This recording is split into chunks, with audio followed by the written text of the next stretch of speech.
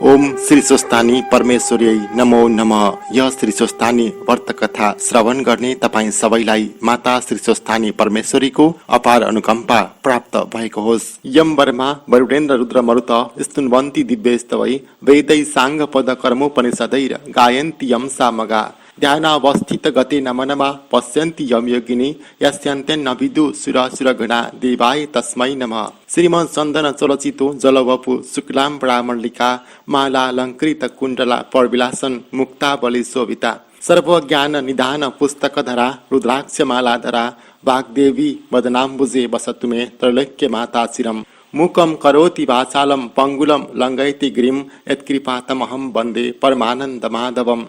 नमो भगवते तस्मै व्यासायामि तेजसे यस्य प्रसाद रक्ष्यामि नारायण कथामिमां नारायणं नमस्कृत नरं चैव नरोत्तमं देवीं सरस्वतीं व्यासं ततो जय मुरदीरयेत्। यो प्रार्थना सकेर पुष्पाञ्जली चढाई नमस्कार गर्नु अनि वाचकले कथा भन्न थाल्नु, श्रोताले एकचित्त भएर कथा सुन्नु। श्री स्वस्थानी व्रत कथा अथ तृतीय अध्याय। कुमारजी आज्ञा गर्नुहुन्छ, हे अगस्त्य मुनि, 14 मनु र 14 इन्द्र अनि संसारका सञ्चालक सप्तर्षिहरू पनि 14कै क्रमले वर्णन गरिसके। अब म सर्गका आदिकालमा सृष्टि गर्ने चतुर्मुखी ब्रह्माको विचार वर्णन गर्दछु, तिमी एकचित्त भएर सुन।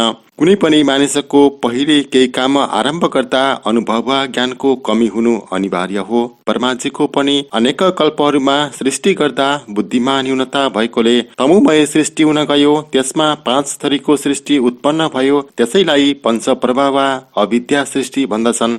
त्यसमा पहिलो नाम हो तम अर्थात् अज्ञान, त्यो पनि 8 प्रकारको हुन्छ। अर्काको नाम हो महामोह वा विषयाशक्ति, त्यो 10 प्रकारको हुन्छ। चौथोको नाम हो तामिस्त्र अर्थात् कुनै पनि कुराको अनुचित आग्रह भन्दछ।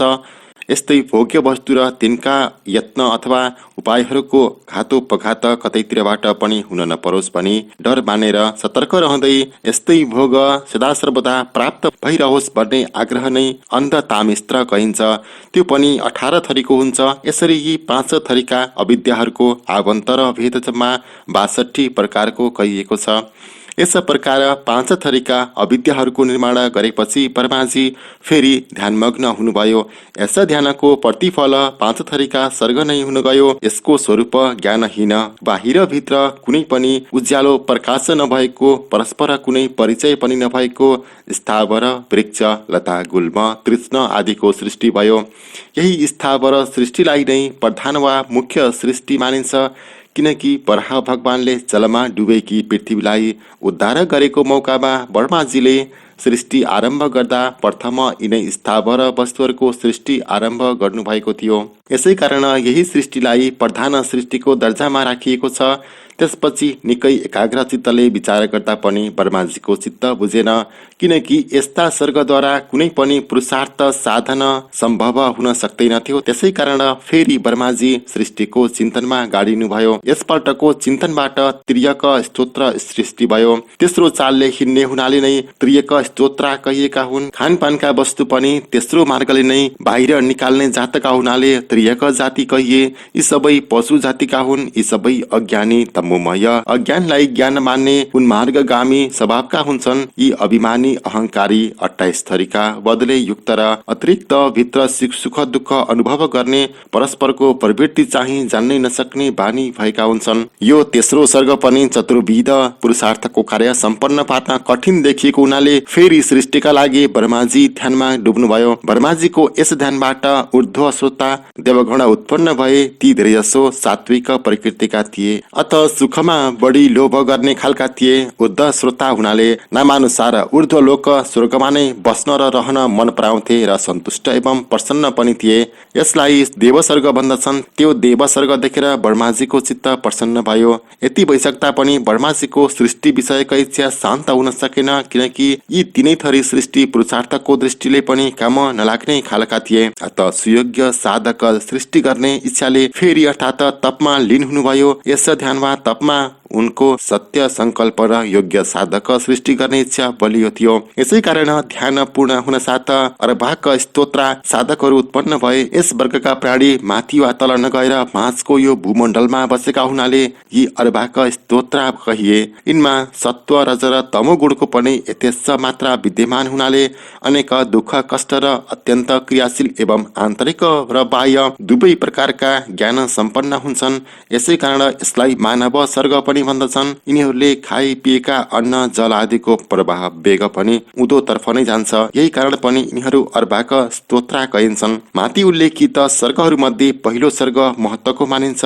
त्यो ब्रह्माद्वारा नै निर्मित भएको हो। दोस्रो सर्ग चाहिँ तन्मात्रा कहिन्छ र यसलाई भूत सर्ग पनि भन्दछन्। तृतीय सर्ग वैकारिक हो। यसैलाई ऐन्द्रिक वा इन्द्रिय सम्बन्धी पनि मान्दछन्। यी माथि कहिएका 3 प्रकारका सृष्टिलाई नै प्राकृत सृष्टि भन्दछन्। यो प्राकृत सृष्टि ब्रह्माजीको बुद्धियुक्त सृष्टि हो। चौथो चाहिँ मुख्य सर्ग हो। यसैमा स्थावर सृष्टि भयो। त्रियक स्तोत्र अर्थात् पशुको सृष्टिलाई नै त्रियग यन्त्र भन्दछन्। यो 5औं सर्ग हो। यसमा संसारका सम्पूर्ण कीट पतङ्गको प्रवेश मानिन्छ। ऊर्ध्व स्तोत्रको सर्गलाई देव सर्ग भन्दछन्। यो चाहिँ 6औं सर्ग हो। अर्वाक स्तोत्र सर्ग 7औं हो। यसै सर्गमा मनुष्यहरूको जन्म हुन्छ। 8औं अनुग्रह सर्ग कहिन्छ। त्यो पनि तामस र सात्विक 2 प्रकारको हुन्छ। 4औं मुख्य सर्गबाट अनुग्रह सर्गसम्मका सर्गहरूलाई वैकृत सर्ग मानिन्छ। यसै वैकृत सर्गको पनि 5 भेद छ। अनि 9औं सर्गको नाम कौमार सर्ग हो। त्यो कौमार सर्ग पनि 2 थरीको अर्थात् प्राकृत र वैकृत 2 प्रकारको मानिन्छ। सम्पूर्ण जगत सृष्टि गर्ने ब्रह्माजीको सृष्टि जम्मा 9 प्रकारका छन्। यिनै प्राकृत र वैकृतसँग नै सम्पूर्ण विश्वका प्रधान कारण मानिन्छन्। यस संसारमा जति जीवात्मा छन् ती सबैमा प्रकृति अनुसार शुभ अशुभ कर्मको वासना निश्चय नै रहन्छ। संसारी जीवले वासनाबाट मुक्ति पाउन कदापि सकेको हुँदैन। अत पहिले गइएका कल्पको अन्त्यमा वासनायुक्त नै प्राणीहरू लीन भएका हुनाले ब्रह्माजीले सृष्टि गर्दा तिनका ती सबै शुभाशुभ कर्मको विचार गरेर मात्र सृष्टि गर्नुपर्दछ। अत पहिलेका कल्पमा स्थावरबाट देवतासम्म केवल 4 थरीका प्रजाहरू थिए। त्यसैले यस कल्पमा सृष्टि आरम्भ गर्दा तिनीहरूको मानस सृष्टि गर्न ब्रह्माजीलाई अत्यावश्यक पर्न गयो। यस प्रकार मानस सृष्टि गरिसकेपछि देवता असुर पित्र र मानिस एवं जल समेत सृष्टि गर्ने इच्छा गरेर पहिले स्वयं युक्तात्मा हुनुभयो। यसरी आत्मयोग गर्दा ब्रह्माजीको तमको मात्रा बढ्न गयो। तमको मात्रा वृद्धि भएकोले नै तिग्राबाट असुरहरू उत्पन्न भए। त्यो देखेर ब्रह्माजीले आफ्नो त्यो तामस देह त्यागिदिनु भयो। ब्रह्माजीले त्यागेको त्यही तामस देह अन्धकारयुक्त रातको रूपमा परिणत भयो। फेरि सृष्टि गर्ने इच्छाले ब्रह्माजीले अर्को नवीन देह धारण गर्नुभयो। त्यो देह धारण गर्न साथ ब्रह्माजीको चित्त निकै हर्षित भयो। प्रसन्न चित्त भएका ब्रह्माजीको मुखबाट सत्वगुणी देवताहरू उत्पन्न भए। ब्रह्माजीले त्यो देखेपछि सात्विक देह पनि त्यागिदिनु भयो। त्यही ब्रह्माजीद्वारा त्यागिएको सात्विक देह नै दिनको रूपमा परिणत हुन गयो। यसै कारण रात्रिमा असुरहरू बलवान हुन्छन् र दिनमा देवताहरू शक्तिशाली हुन्छन्। त्यसपछि ब्रह्माजीले फेरि आंशिक रूपमा सात्विक देह धारण गर्नुभयो अनि आफूलाई पितृवत ठानेर त्यही देहबाट सृष्टि गरिसकेपछि फेरि ब्रह्माजीले त्यो स्वरूप पनि त्यागिदिनु भयो। त्यही स्वरूप दिन र रातको माझको सन्ध्या हुन गयो। त्यसपछि पुनः ब्रह्माजीले रजोगुणी रूप धारण गर्नुभयो। ब्रह्माजीको त्यही रजोगुणी सृष्टिद्वारा मनुष्यहरू उत्पन्न भए। त्यसपछि ब्रह्माजीले त्यो देह पनि त्यागिदिनु भयो। त्यो देह नै ज्योत्सना हुन गयो। त्यसैलाई दिन र रातको माझको सन्ध्या अर्थात् प्रातः सन्ध्या भन्दछन्। दिन साय रात ज्योत्सना यी ब्रह्माजीका सत्व रज र तमगुणयुक्त देहबाट उत्पन्न भएका हुन्। अर्थात् यी ब्रह्माजीका त्रिगुणमय शरीर कहिन्छन्। त्यसपछि फेरि ब्रह्माजीले ध्यान रूपी तपद्वारा रजोमय देह धारण गर्नुभयो। त्यस देहबाट क्षुधा भोक उत्पन्न भयो। त्यस क्षुधाबाट काम उत्पन्न भयो अनि अन्धकारमै बसेर ब्रह्माजीले भोक प्यासले व्याकुल भएको सृष्टि रचना गर्नुभयो। त्यसबाट जुङ्गादारी भएका विरूप प्राणीहरू उत्पन्न भए अनि ती सबै प्राणीहरू भोक प्यासले व्याकुल भएर स्वयं ब्रह्माजीलाई नै खान तम्सिए। ती मध्ये कोही भन्न लागे यिनको रक्षा गर्नु पर्दछ, यिनलाई खानु हुँदैन, नखाऊ। अनि अन्य कसैले फेरि खानै पर्दछ, यिनलाई नखाई छाड्नु हुँदैन। जतिले रक्षा गर्नुपर्छ खानु हुँदैन भनेका थिए ती राक्षस भए अनि हाम्रो भक्ष्य यही हो, खानै पर्दछ भन्नेहरू चाहिँ यक्ष भए। तिनीहरूको यस्तो विचित्र चाला देखेर ब्रह्माजीका शिखाबाट रौँहरू खसे। ती खसेका रौँहरू फेरि कपालमै चढे। सरासर मास्तिर उक्लेका जति सर्प र हिन भए, तलतिर खसेका जति अही भए, अर्थात् रौँबाट सर्पहरू उत्पन्न भए। त्यति बेला ब्रह्माजी क्रोधित हुनुभएको थियो। त्यसरी क्रोधले व्याकुल भएको मौकामा गरेको सृष्टिबाट रिसाहा, मध्य मांसभोजी र उग्र स्वभाव भएका कृष्ण पिङ्गल वर्णका प्राणीहरू उत्पन्न भए। ब्रह्माजीले ज्ञान विद्याको अभ्यास गर्ने मौकामा उत्पन्न भएका प्राणीहरू गन्धर्वगण कहिए, किनकि ती प्राणीहरू अनेक वाणी उच्चारण गर्दै उत्पन्न भएका थिए। यति सृष्टि गरिसकेपछि ब्रह्माजीको मनमा पूर्व कल्पका पंक्षीहरूको वासनाले थिच्न लाग्यो। यसै अनुसार आफ्नो आयुद्वारा उहाँले स्वच्छन्द आकाशमा विचरण गर्ने पंक्षीहरूको रचना गर्नुभयो। ब्रह्माजीको छातीबाट भेडा, मुखबाट बाख्रा, बाख्री र पेट तथा कोखबाट गाई गोरु सृष्टि गर्नुभयो। पाउबाट हात्ती, घोडा, मृग, गवय, ऊँट, खच्चर र गधा इत्यादि अनेक थरीका पशुहरू उत्पन्न भए। ब्रह्माजीको रौँबाट फल, फूल, औषधिहरू उत्पन्न भए।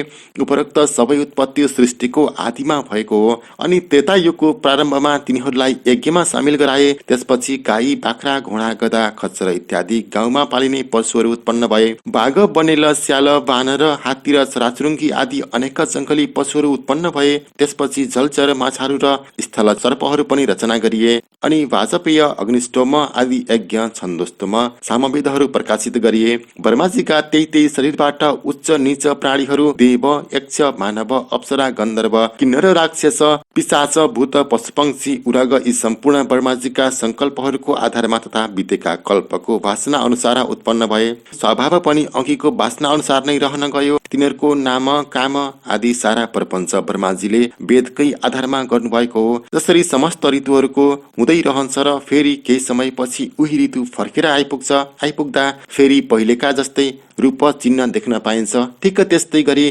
कल्पान्तरमा पनि उही अघिका कल्पहरूको चिन्ह स्पष्ट देख्न सकिन्छ, किनकि सृष्टिको चाहना वा इच्छा हुनेलाई सृज्य शक्तिको प्रेरणा वा महान बल प्राप्त भइरहन्छ।